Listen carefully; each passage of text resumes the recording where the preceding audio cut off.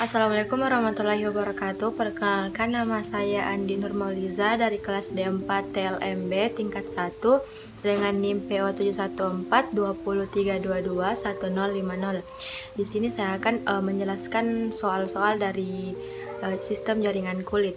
Adapun soal yang pertama yaitu jelaskan fungsi kulit bagi manusia. Adapun fungsi kulit sebagai organ ekskresi dan termoregulasi. Yaitu yang pertama sebagai organ ekskresi, yaitu kulit berfungsi untuk mengeluarkan lemak dan keringat, di mana keduanya mengandung air, garam, urea, serta ion-ion seperti Na+. Sedangkan fungsi kulit sebagai organ termoregulasi, yaitu kulit berfungsi untuk menyesuaikan suhu tubuh, di mana bagian tubuh seperti kelenjar keringat dan pembuluh darah berfungsi untuk mengatur dan mempertahankan suhu tubuh. Soal yang kedua yaitu jelaskan lapisan-lapisan kulit manusia. Pada dasarnya, struktur kulit manusia terdiri dari 3. Akan menjelaskan epidermis. Epidermis adalah struktur kulit terluar pada tubuh manusia dan selalu mengalami regenerasi karena peluruhan sel-sel kulit mati setiap hari. Perlu diketahui bahwa manusia menghasilkan sekitar 500 juta sel kulit mati tiap harinya, yang menyebabkan lapisan kulit paling luar ini dipenuhi oleh 25-30 lapisan kulit mati. Disinilah fungsi epidermis bekerja. Selanjutnya yaitu dermis. Dermis adalah lapisan kulit yang berada di bawah epidermis. Dermis merupakan lapisan kulit yang paling tebal karena terdapat pembuluh darah dan saraf, kelenjar keringat dan kelenjar minyak, folikel rambut, hingga saluran limfa. Lapisan kulit dermis sebagian besar terdiri dari sejenis protein yang biasa disebut kolagen. Yang terakhir yaitu hipodermis. Hipodermis adalah lapisan kulit paling bawah atau paling dalam. Pada soal ketiga dijelaskan mekanisme berkeringat pada manusia. Pengeluaran keringat adalah proses hemostatis. Hemostatis adalah kemampuan tubuh menyesuaikan lingkungan internalnya untuk mempertahankan keseimbangan yang stabil. Keseimbangan tubuh tersebut termasuk dengan suhu tubuh. Hal tersebut berarti manusia dapat mengatur suhu tubuh melalui proses metabolisme internal dan biasanya mempertahankan kisaran tubuh yang sempit. Pengeluaran keringat diatur oleh hipotamulus. Berikut adalah mekanisme pengeluaran keringat oleh hipotamulus. Hipotamulus mendeteksi kenaikan suhu seperti termometer alami tubuh. Hipotamulus mendeteksi perubahan suhu tubuh dan merespon dengan memberikan umpan balik untuk mencegah kerusakan tubuh akibat terlalu panas ataupun terlalu dingin. Hipotamulus mengaktifkan kelenjar keringat. Hipotamulus memiliki koneksi ke sistem saraf otonom dan dapat mengirimkan sinyal untuk pengeluaran keringat. Bagian depan hipotamulus anterior kemudian akan mengaktifkan kelenjar keringat dan mengsekresi enzim yang membantu pembentukan keringat. Lanjut saja. Perintah dari hipotamulus di bawah sistem saraf parasimpatis dan merangsang kelenjar keringat ekrin untuk memproduksi keringat dan mengeluarkannya. Keringat diproduksi oleh kelenjar ekrin. Kelenjar ekrin adalah kelenjar keringat utama pada manusia. Kelenjar ekrin yang diaktifkan hipotamulus kemudian memproduksi keringat dan memulai pengeluaran keringat. Keringat yang terbentuk dari air, NaCl, dan beberapa zat lain. Makin banyak keringat yang dikeluarkan, maka makin banyak pula panas tubuh yang dikeluarkan. Hipotamulus kemudian akan memerintahkan kelenjar ekrin memproduksi lebih banyak keringat untuk mengeluarkan lebih banyak panas. Dalam kondisi panas ekstrim tersebut, kelenjar ekrin dapat memproduksi lebih dari 1 liter keringat dalam 1 jam. Hal tersebut dilakukan akan kelebihan panas disekresikan dan tubuh kembali ke suhu normal, sehingga tidak ada fungsi organ dan fisiologis yang terganggu. Hipotamulus mematikan kelenjar keringat.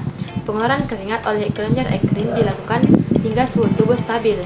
Hipotamulus akan terus mendeteksi panas tubuh dan mengontrol aktivitas kelenjar keringat. Pada saat suhu tubuh mencapai kestabilan, Hipothalamus akan mensekresikan enzim dan hormon yang akan menghentikan kerja kelenjar keringat. Soal keempat yaitu jelaskan mekanisme proses penyembuhan luka. Ada 4, yaitu tahap pertama adalah tahap hemostatis atau pembekuan darah. Tahap pertama dalam proses penyembuhan luka adalah tahap pembekuan darah. Darah biasanya akan keluar saat kulit tersayat, tergores, atau tertusuk. Beberapa detik atau menit setelah mengalami luka, darah akan menggumpal untuk menutup luka dan mencegah tubuh kehilangan darah terlalu banyak. Gumpalan darah ini kemudian akan berubah menjadi keropeng saat mengering. Yang kedua, tahap inflamasi. Yang kedua adalah tahap inflamasi atau peradangan. Setelah perdarahan berhenti, pembuluh darah akan melebar untuk mengalirkan darah segar ke area tubuh yang terluka. Darah segar dibutuhkan untuk membantu proses penyembuhan luka. Inilah alasan mengapa luka bisa terasa hangat, membengkak, dan menjadi kemerahan selama beberapa waktu. Pada tahap inflamasi, sel darah putih akan menghancurkan kuman di area luka.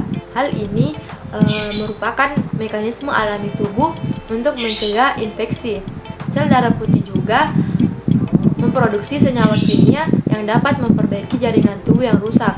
Selanjutnya, sel kulit baru akan tumbuh dan menutup luka.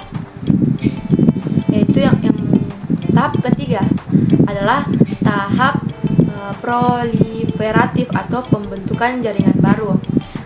Pada tahap ini ditandai dengan terbentuknya jaringan parut pada luka. Selama proses atau produksi kolagen di area luka akan meningkat. Kolagen merupakan serat protein yang memberikan kekuatan dan tekstur elastis pada kulit.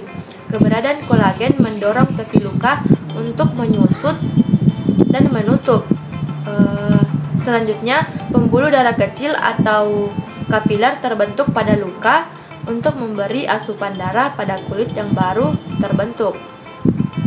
Selanjutnya, tahap yang keempat yaitu tahap pematangan atau pembentukan jaringan kulit yang baru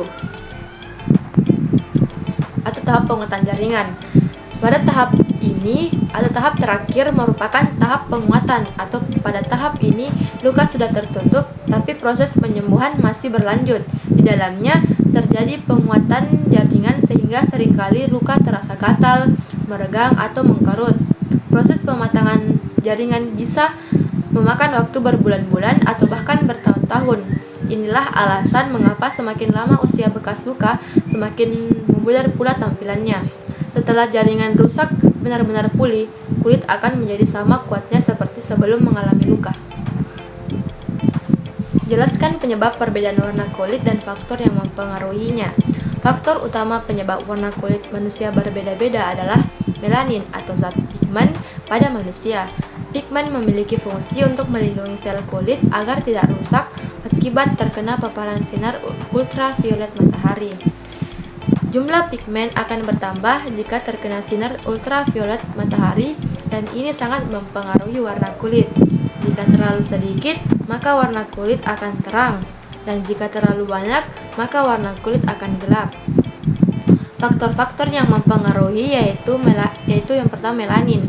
Setiap ras atau suku atau bangsa memiliki jumlah melanosit yang sama, tetapi melaninlah yang menyebabkan perbedaan warna kulit, di mana jumlah dan bentuk melanin yang dihasilkan berbeda-beda, serta pendistribusian melanin.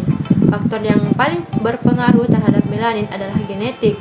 Selain itu, sinar matahari juga meningkatkan aktivitas produksi melanin. Itulah tadi jawaban pertanyaan tentang sistem jaringan kulit. Cukup sekian dan terima kasih. Wassalamualaikum warahmatullahi wabarakatuh.